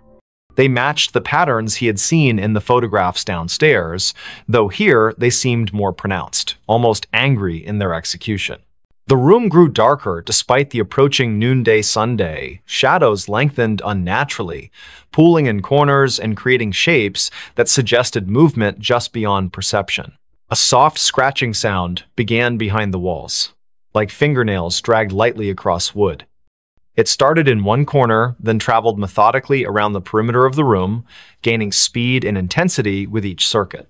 The breathing deepened, becoming labored, until it sounded like someone struggling for air. Yet no living person occupied the space with them. Daniel moved toward the far wall, drawn by an inexplicable force.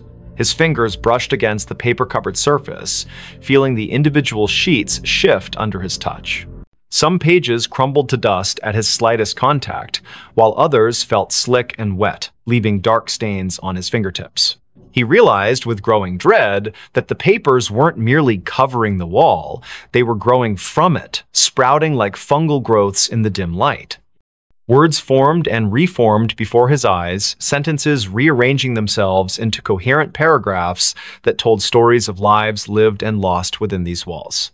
The breathing changed pitch suddenly, becoming higher and more rapid. The room responded physically, its walls expanding outward, then contracting violently. Books fell from shelves that hadn't been there moments before, their pages fluttering like wounded birds. The desk in the center split down the middle, revealing a cavity stuffed with more paper, all bearing the same frantic handwriting. Victoria stumbled backward as the journal in her hands began to burn, not with fire, but with a cold light that seared her palms without leaving marks. The reflected version of herself in the window had disappeared completely, replaced by something darker and less defined. Michael's camera flashed repeatedly, capturing images he couldn't see with his naked eye. Through the viewfinder, he watched shadowy figures emerge from the walls, their forms distorted but somehow familiar. They moved with purpose, gathering around the edges of the room like spectators at a performance. Their faces remained indistinct, but their presence pressed against his consciousness like a migraine building behind his eyes. The symbols on the baseboards glowed faintly, their light pulsing in time with the room's breathing. A sudden gust of wind swept through the space, though none of the windows had opened. Papers swirled in miniature cyclones, settling randomly across the floor in patterns that suggested meaning. The breathing grew ragged, punctuated by wet, gurgling sounds that made Victoria cover her ears with both hands. She sank to her knees as memories flooded her mind, memories that weren't hers. Faces of strangers flashed before her eyes, each accompanied by a surge of emotion so intense it brought tears streaming down her face. Pain, loss, despair, each sensation more vivid than anything she had experienced in her own life. Daniel found himself drawn to the farthest corner of the room, where the wall seemed to pulse more noticeably than the others. His hands moved of their own accord, tearing at the layers of paper until he exposed bare wood underneath. Carved deeply into the surface were names, hundreds of them, overlapping and intertwining like roots. Some he recognized from the photographs downstairs, others were unfamiliar but carried the same weight of tragedy. As he traced his fingers over the names, he felt them respond, the wood warming beneath his touch and the letters seeming to rearrange themselves into new configurations. The room's breathing became erratic, gasping now, as if fighting for survival. The walls contracted violently, forcing everyone toward the center. Papers flapped like trapped birds, their whispers building into a cacophony of voices speaking in languages none of them understood. The symbols on the baseboards burned brighter, their light casting everything in harsh relief. Michael's camera died suddenly, its battery drained despite being fully charged that morning. Still, he kept pressing the shutter button, hoping to capture something of what he saw through the viewfinder, shapes moving just beyond the threshold of visibility. Victoria screamed as the floor beneath her feet gave way, not collapsing, but opening like a mouth hungry for sustenance. She fell forward, catching herself on hands that sank partially into the wood as if it had become liquid. The journal's cold light spread across her arms, illuminating veins that seemed to contain flowing ink rather than blood. Memories continued to assault her mind, each one bringing physical pain that made her whole body convulse. The reflected version of herself returned in the window, reaching out toward her with hands that passed through the glass as if it were water. Daniel tore at the wall faster now, his fingers bleeding as he clawed deeper into the wood. With each name he uncovered, the room reacted more violently. The breathing became wheezing, punctuated by wet coughs that sprayed droplets of something dark against the remaining intact wall. The uncovered names began to glow, their light joining with that of the symbols on the baseboards until the entire room shimmered with an otherworldly radiance. Shapes moved within the walls themselves, pressing against the surface from the other side like creatures trying to break free. Michael retreated to the doorway, his legs shaking as he watched his friends struggle against forces they couldn't comprehend. Through his useless camera, he saw the truth of the room laid bare. A massive, beating heart at its core, pumping darkness instead of blood through veins of corrupted wood. The symbols served as valves, regulating the flow of whatever malignant force inhabited the space. The photographs downstairs weren't just documentation, they were warnings, each one showing the room consuming another victim who had come too close to understanding its nature. The breathing stopped suddenly, leaving a silence so profound it hurt their ears. The room held its collective breath, waiting. The walls began closing in, not quickly, but inevitably, their movement accompanied by the sound of thousands of pages turning simultaneously. Victoria pulled herself free from the floor, her arms streaked with black ichor that evaporated into smoke before hitting the ground. The journal's light had consumed her shadow, leaving her outlined in negative space. She joined Daniel at the wall, helping him tear away the remaining paper in a desperate attempt to reach whatever core lay hidden beneath. As they worked, the room showed them its true face. The walls weren't solid, they were composed of compressed memories, each layer containing the essence of someone who had tried to understand or escape. Faces pressed against the surface from the other side, their mouths open in silent screams that vibrated through the very bones of the building. The symbols on the baseboards merged into a single pulsing sigil that dominated the floor, its light so bright it burned away the darkness entirely. The heart at the room's center beat once, twice, then exploded outward in a wave of energy that threw them all backward. When they opened their eyes again, they found themselves standing outside number 17 Marlborough Street. The building looked different now, newer somehow, its bricks clean and its windows reflecting the afternoon sun without distortion. A young couple walked past them, discussing plans to renovate the upstairs apartment. Daniel reached into his pocket for the brass key, but found only lint. Michael's camera hung heavy around his neck, its memory card wiped clean. Victoria's hands bore no marks, though she could still feel the phantom burn of ink-filled veins beneath her skin.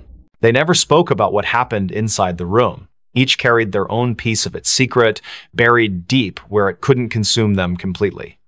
Sometimes, late at night, Daniel would wake to the sound of breathing coming from his closet. Michael developed a habit of taking long detours to avoid walking past 17 Marlborough Street.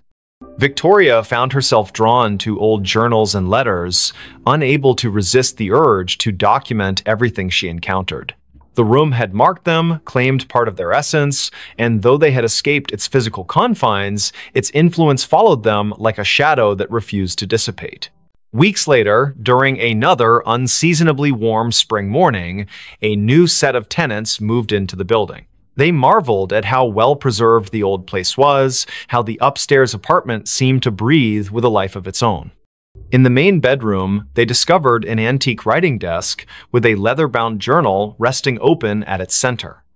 The first tenant to touch it felt a surge of inspiration so powerful it brought tears to her eyes. She began writing immediately, her pen moving across the page with a will that wasn't entirely her own.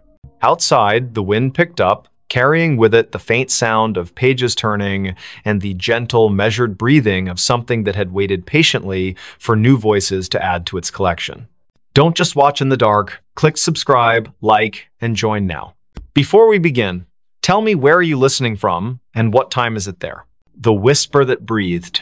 A summer storm brewed over Boston, its dark clouds casting long shadows across the narrow streets of Beacon Hill. The air was thick with humidity, and the faint scent of rain mingled with the salty breeze from the nearby harbor. At precisely 5 in the afternoon, when the sun should have still been high, an unnatural twilight descended upon the city. Andrew Scott hurried down Pinckney Street, his leather satchel slapping against his side with each quickened step. The first rumble of thunder echoed in the distance, vibrating through the cobblestones beneath his worn loafers. He had taken this route home 1,000 times before, but today something felt different. The usual sounds of the neighborhood, children playing, dogs barking, the occasional car engine, were strangely muted. Only the wind seemed alive, whispering through the ancient trees that lined the street, whispering in a way that made Andrew's skin prickle. He glanced at the old Victorian house at number 17, its windows dark and unwelcoming despite the early hour. The for sale sign in the yard swayed gently, though he couldn't feel any breeze on his face. Madison Rivera stood at her kitchen window on Mount Vernon Street, staring out at the gathering storm. Her teacup trembled slightly in her hand as she watched the clouds churn above the gold dome of the State House. She had lived in this neighborhood her entire life, but never had she seen such an ominous sky this early in the evening. The antique clock on her wall ticked loudly in the silence, each second stretching longer than it should. Something about the atmosphere felt wrong, like the world was holding its breath, waiting for something to happen. In the South End, James Cooper sat alone in his apartment on Tremont Street, absently flipping through old photographs. The lightning flashed outside, illuminating his collection of vintage cameras displayed on the shelves. His fingers paused on a particular picture, a group of friends gathered at Boston Common, smiling faces frozen in time. But as another bolt of lightning illuminated the room, he could have sworn one of the faces in the photograph moved, just for a moment. Just enough to make his heart skip a beat. The frame fell from his hands, shattering on the hardwood floor. Andrew found himself drawn to the old cemetery at the top of Copp's Hill. The wrought iron gates creaked open before him, though he was certain he hadn't touched them.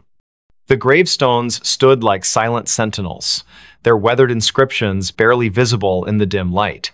As he walked between the rows, the whispers grew louder, more distinct. They weren't words exactly, more like fragments of memories or thoughts that didn't belong to him. A cold droplet of rain hit his cheek, followed by another. The storm was getting closer, the thunder growing more insistent, yet he couldn't bring himself to leave. Madison's phone rang suddenly, making her jump. The caller ID showed a number she didn't recognize, but something compelled her to answer. "Hello?" she said, her voice barely above a whisper.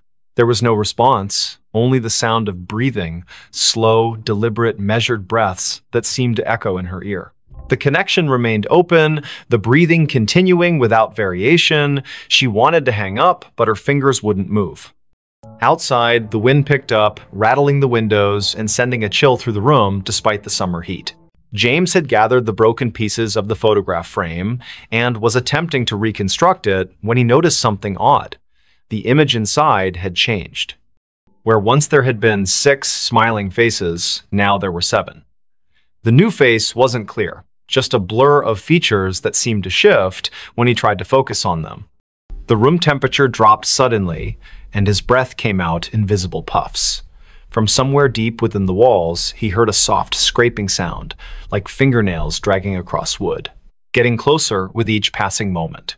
The rain began to fall in earnest now, drumming against rooftops and streaming down window panes throughout the city. Andrew found himself standing before a particular gravestone, its inscription worn almost smooth by time. Yet he could read it perfectly in his mind. Elizabeth Hargrove, 1845–1865.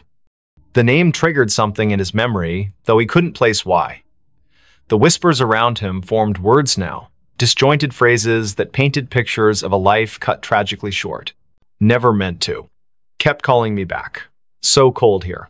Madison finally managed to end the call, dropping the phone on the counter with shaking hands. The lights flickered, then steadied, then flickered again. She moved to check the circuit breaker, but stopped when she saw her reflection in the hallway mirror. It wasn't quite right, her eyes were wrong, too dark, too empty. She blinked, and the reflection smiled while she remained expressionless. The breathing from the phone call continued behind her, though no device was near. "You shouldn't have answered," it seemed to say, so softly she might have imagined it. James had barricaded himself in his bedroom, the photograph hidden safely in a drawer. The scraping had stopped, replaced by a gentle tapping at his window. When he looked, there was nothing there except the distorted reflection of his room. But something about the angles was off, as if space itself had bent slightly out of shape. His cameras, usually arranged with precise care, were now facing inward, their lenses trained on his bed. "They see you," he whispered to himself, though he wasn't sure where the words came from. The storm outside reached its peak, lightning flashing continuously, yet the darkness in his room deepened rather than lifted. The 3 of them, Andrew, Madison, James, were connected by threads they couldn't see, drawn together by forces beyond their understanding. Each had experienced strange occurrences before, dismissing them as coincidence or imagination. But now, as the storm battered Boston and the boundaries between worlds grew thin, they would be forced to confront the truth. Elizabeth Hargrove's story wasn't finished, and somehow they had become part of its conclusion. Andrew traced his fingers along the edge of the gravestone, feeling the rough stone bite into his skin.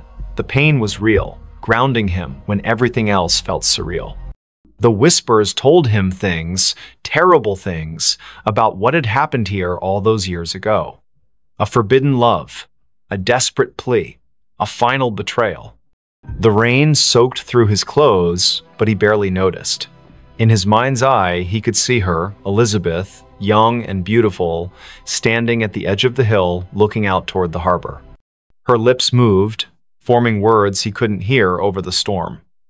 But he could feel them, resonating in his chest like a second heartbeat. Madison had retreated to her basement, seeking sanctuary from whatever haunted her home.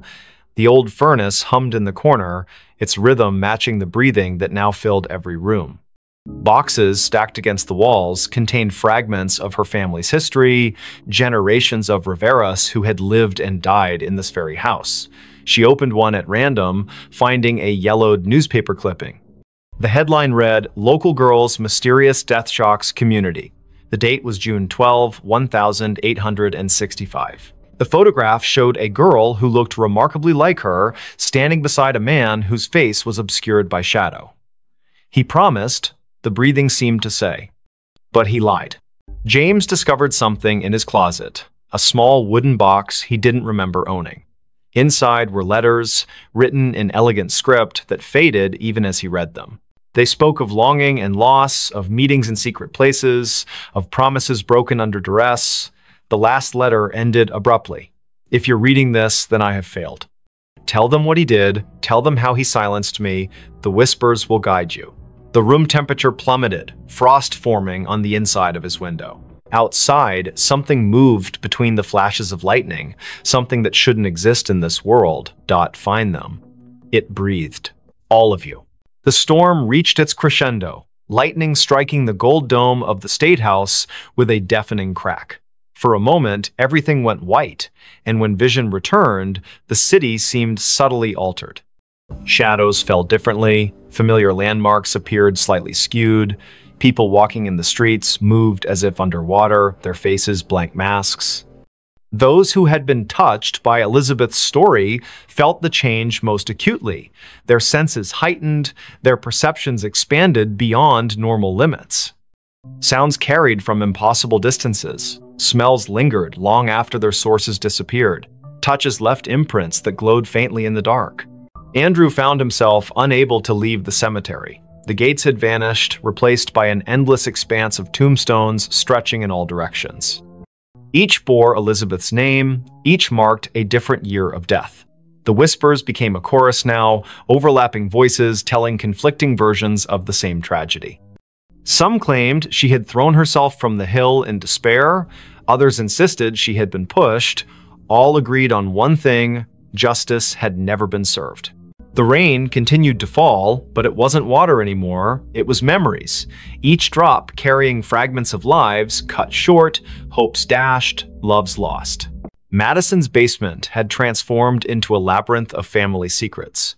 Every box she opened contained evidence of her ancestors' involvement in Elizabeth's fate, letters of condemnation, witness statements, a blood-stained handkerchief, photographs showing the same shadowy figure across generations, always present at moments of tragedy.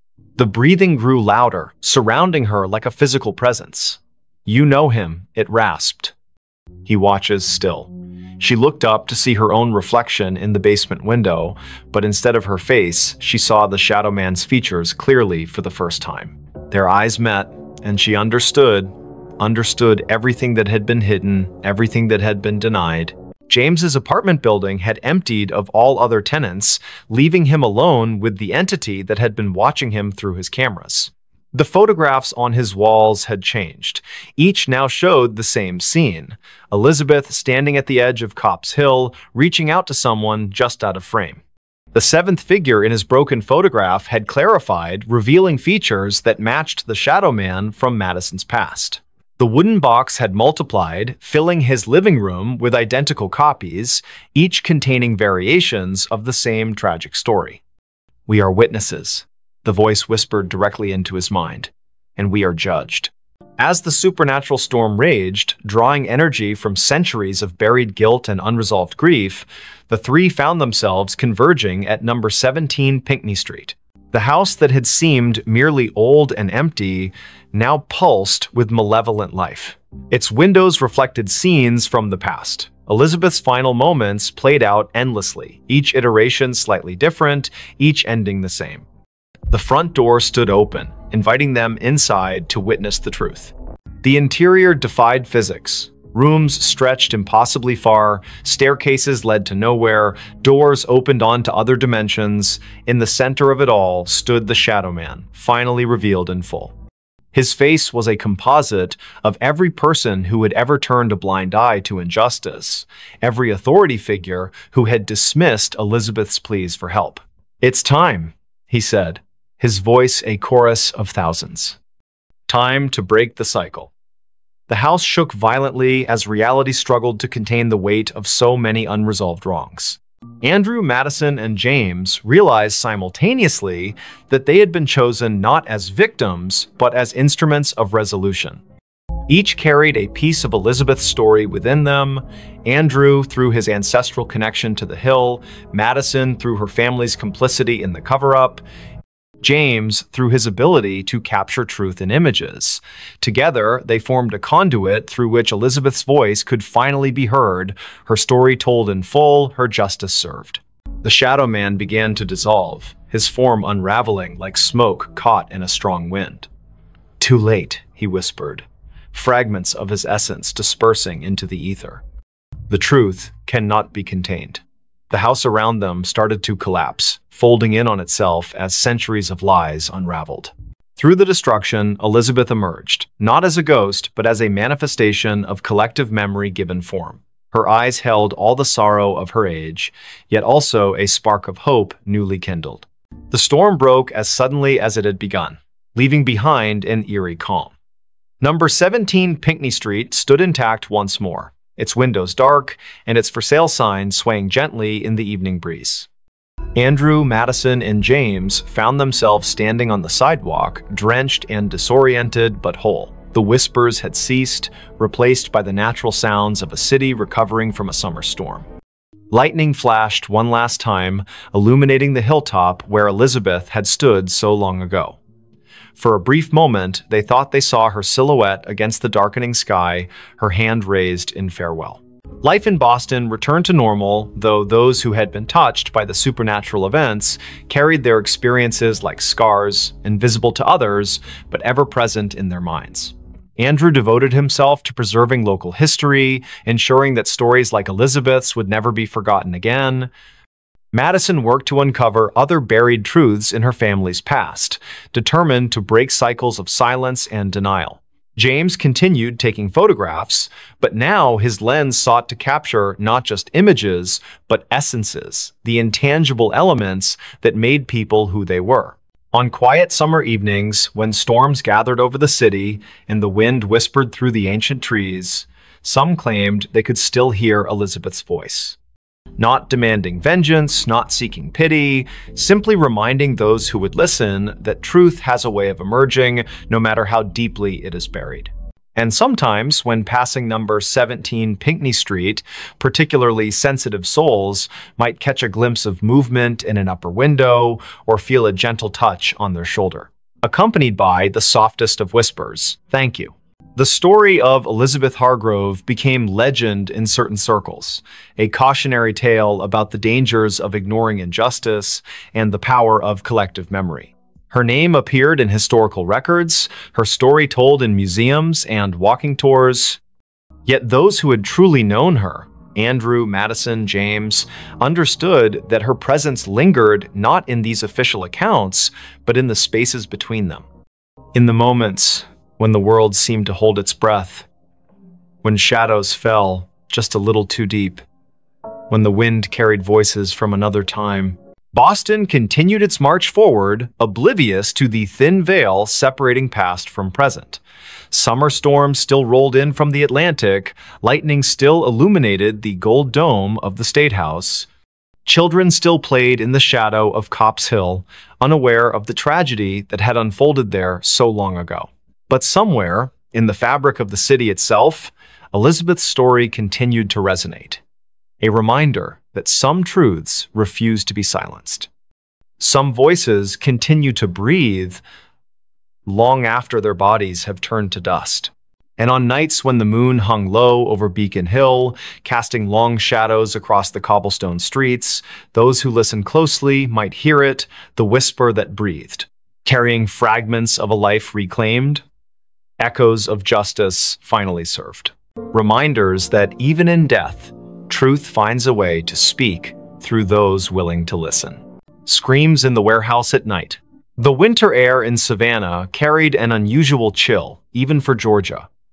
The cicadas buzzed incessantly through the humid night as Amelia Thompson tightened her scarf around her neck.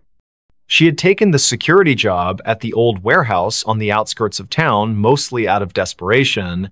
The building stood like a monolith against the dark sky, its weathered brick walls telling stories of better days when it was part of the thriving port district.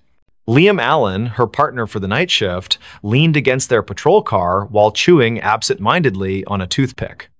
"Third week, and you're still jumpy," he said with a smirk that didn't quite reach his eyes. His attempt at casual conversation couldn't mask the tension in his voice. They both knew something wasn't right about this place.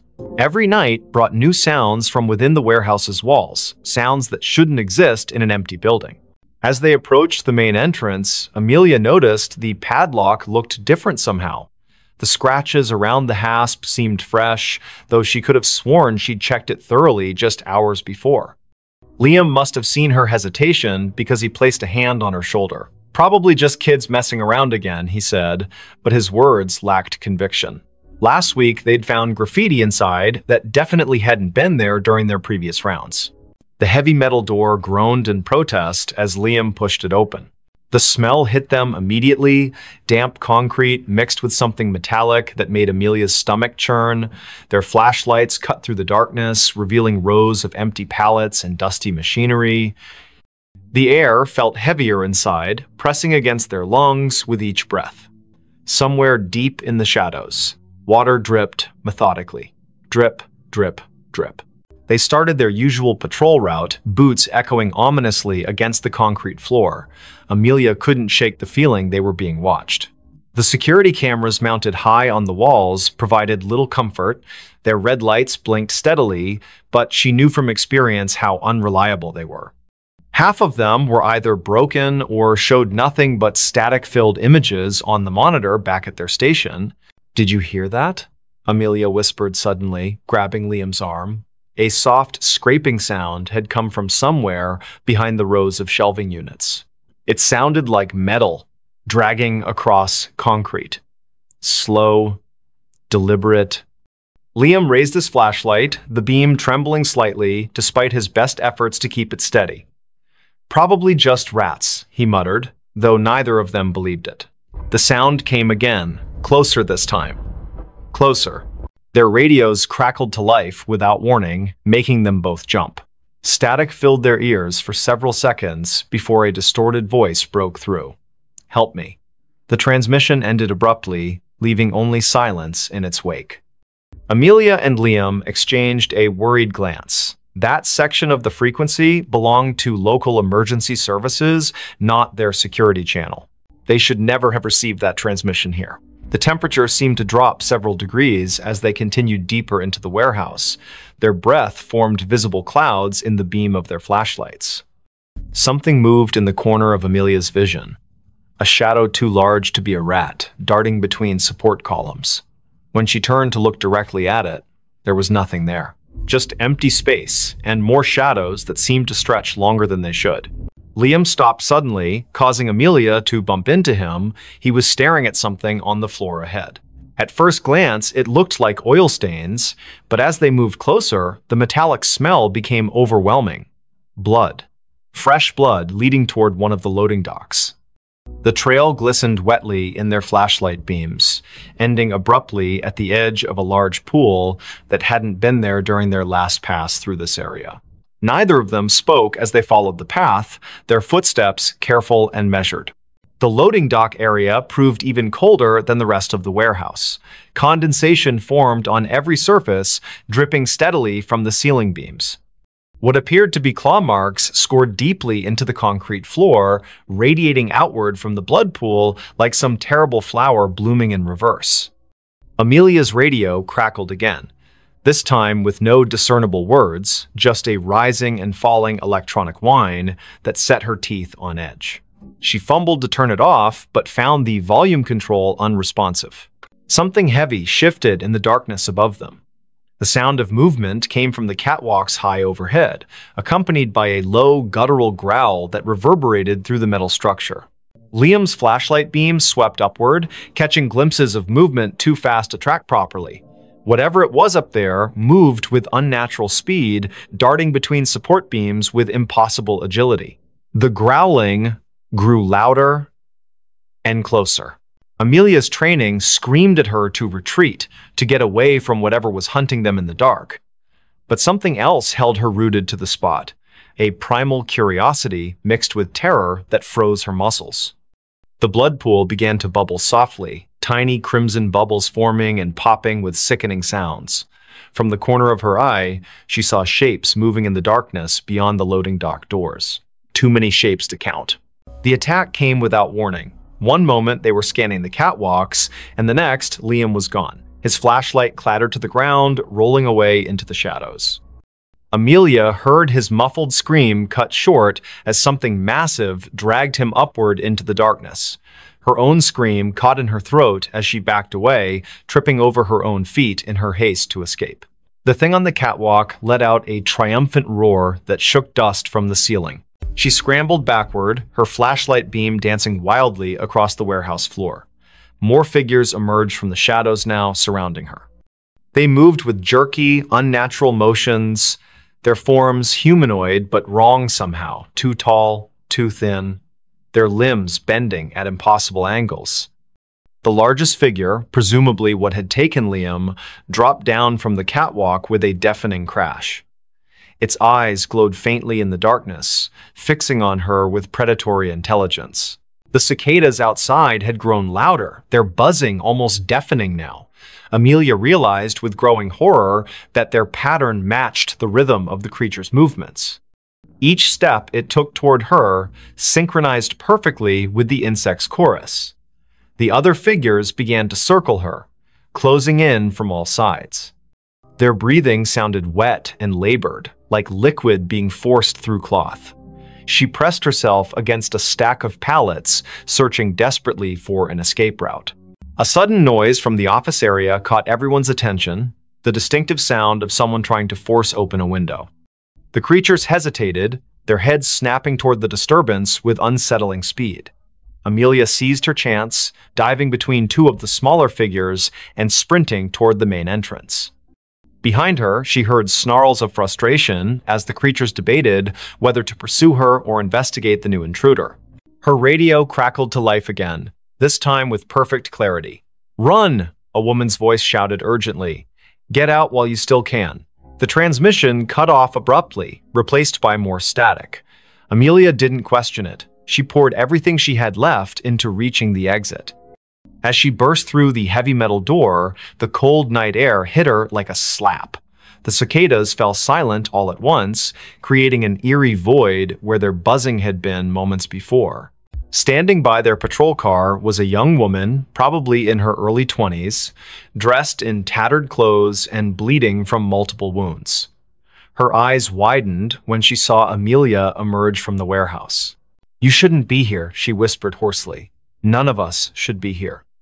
Before Amelia could respond, the girl collapsed to her knees, pointing weakly back toward the building. "They're coming." True to her warning, the warehouse doors slammed shut with enough force to rattle the entire structure. The windows on the upper floors began to glow with an unnatural light, pulsing in time with the now returning cicada chorus. Shadows moved behind the glass in ways that defied physics, stretching and contorting until they seemed to press against the very fabric of reality. Amelia helped the mysterious girl to her feet, noticing for the first time these strange symbols carved into her arms. "We need to move," the girl insisted, pulling Amelia toward the car. "They'll be spreading soon. They always do after a feeding." Her words sent chills down Amelia's spine, not least because she realized dawn was still hours away. The temperature continued to drop, frost forming on nearby surfaces despite the humid air. The warehouse seemed to pulse with malevolent energy, its walls expanding and contracting like living tissue. As they reached the patrol car, Amelia risked one last look back. Dozens of glowing eyes stared out from the warehouse windows, watching them with obvious hunger. Something massive moved behind the glass, its silhouette too large to be contained within the building's walls. The girl shoved her into the passenger seat, taking the wheel herself with surprising strength. "Don't look back," she warned as she started the engine. "Whatever you do, don't look back until we're out of Savannah." The drive through the city streets felt surreal. Streetlights flickered erratically as they passed, and the few people still out at this hour seemed to be walking in slow motion, their faces blank and expressionless. The girl Spiel, who introduced herself only as Rachel, kept checking the rearview mirror obsessively, muttering about spread patterns and infestation zones. Amelia wanted to ask questions, but found herself unable to form coherent thoughts, let alone words. They reached the city limits just as the first hints of dawn began to lighten the horizon. Rachel visibly relaxed, though she maintained their speed well above the legal limit. "You got lucky tonight," she said finally. "Most people don't make it out of there alive, especially not after hearing the screams." Amelia opened her mouth to ask what she meant, but Rachel cut her off. "Don't worry about it now. Just know that you've been marked. They'll be watching for you, watching and waiting." The cicadas began their morning song as they left Savannah behind, their buzzing gradually fading into silence. Amelia stared at her reflection in the side window, barely recognizing herself. Her face was pale and drawn, her eyes haunted by things she couldn't yet comprehend. In the distance, church bells began to ring, their tones carrying an unexpected sense of finality. Rachel gripped the steering wheel tighter, her knuckles white against the gathering daylight.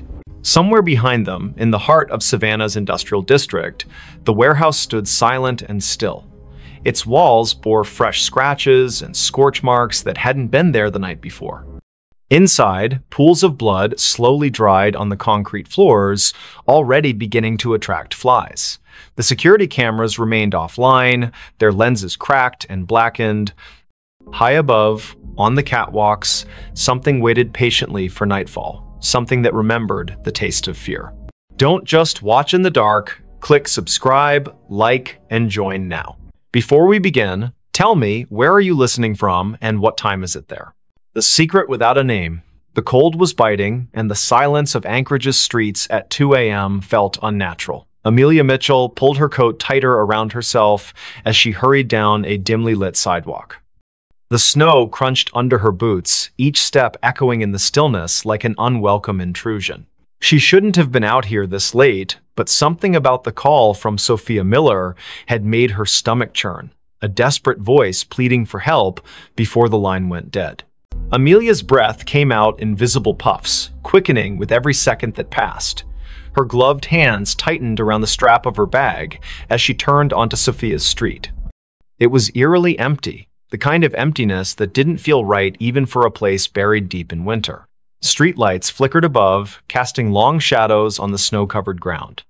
The houses here were mostly dark, their windows staring blankly into the night, except for one, a faint light glowed behind closed curtains at the end of the block. That must be it, she thought, her heart pounding harder now. Sophia lived alone, always insisting she liked the quiet solitude of Anchorage winters. But tonight, there was no answer when Amelia knocked on the door. She tried again, louder this time, her knuckles rapping against the wood with urgency. "Sophia? Are you there?" Only silence greeted her, broken only by the distant hum of power lines swaying in the wind. She reached for her phone to call again, but just as her thumb hovered over the screen, she heard it a faint creak from inside the house. It wasn't enough to dismiss as settling wood, it carried weight, purpose. Amelia hesitated, then pressed her ear closer to the door. Another sound followed, softer but unmistakable, shuffling footsteps, moving away from where she stood. "Sophia?" she called again, her voice trembling. No response. Just the oppressive silence pressing back against her words. Then, without warning, the doorknob began to turn slowly.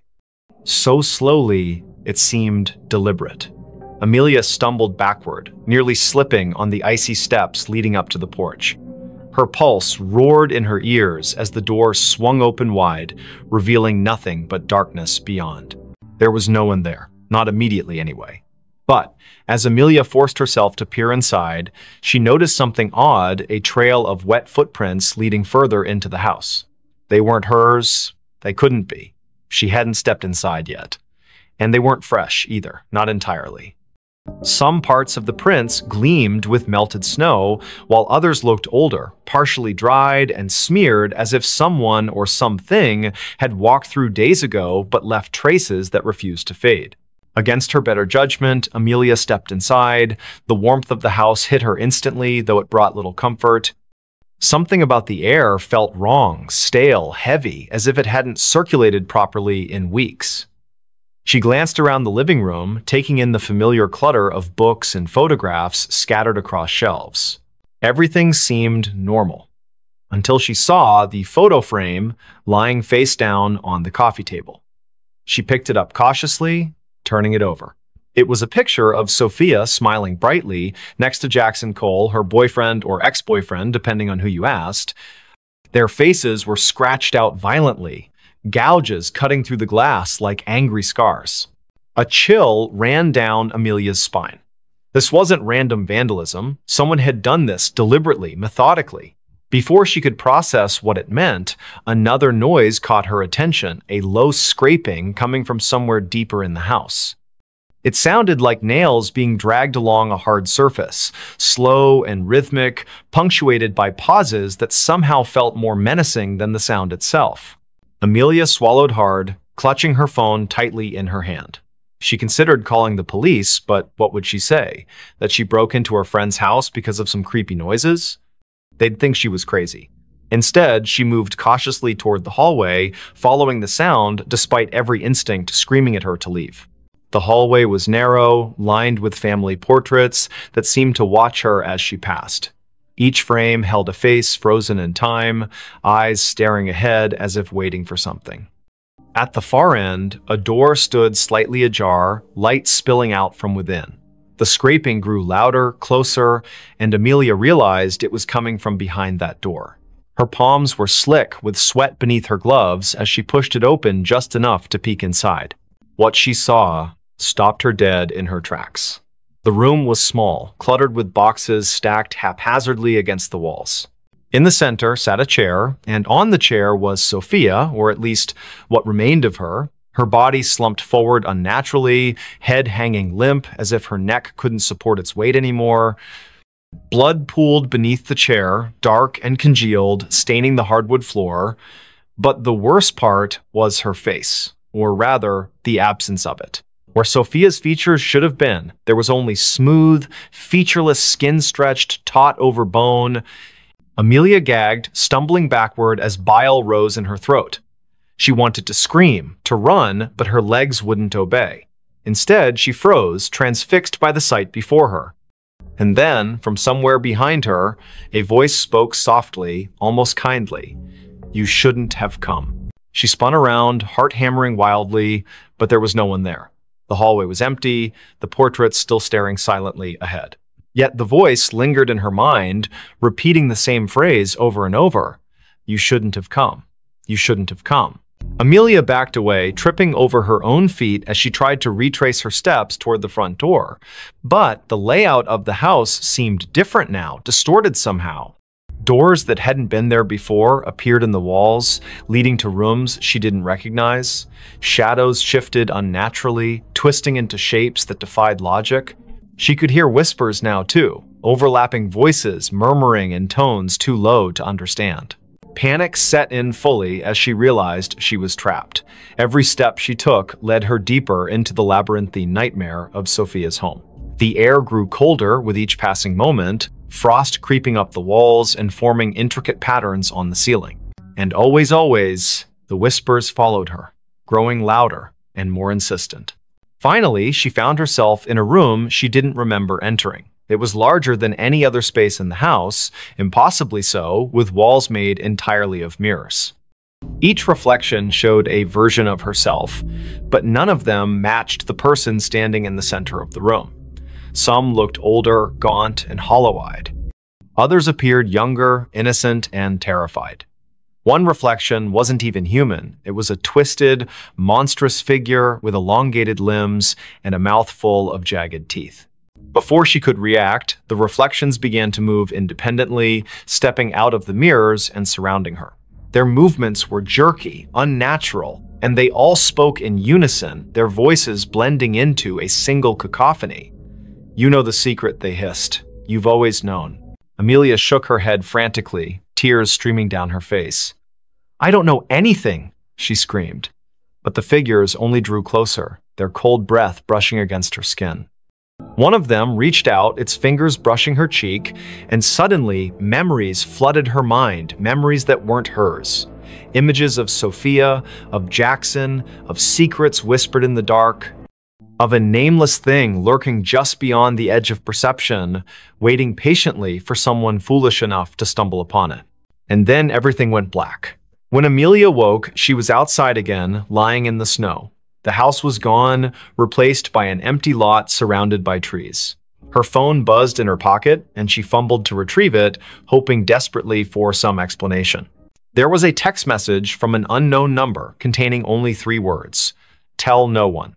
She stared at the screen, her hands shaking uncontrollably. Somewhere in the distance, she heard laughter, soft, childlike, and utterly devoid of joy. The whisper that never opened. It was 3 in the morning when Lucas Bennett first heard the sound. A faint whisper carried by the icy wind that swept through the narrow streets of Los Angeles. The city was unusually quiet for a place that never slept, its usual hum of life replaced by an unsettling stillness. Frost clung to the palm trees lining the sidewalks, their leaves glistening under the dim streetlights.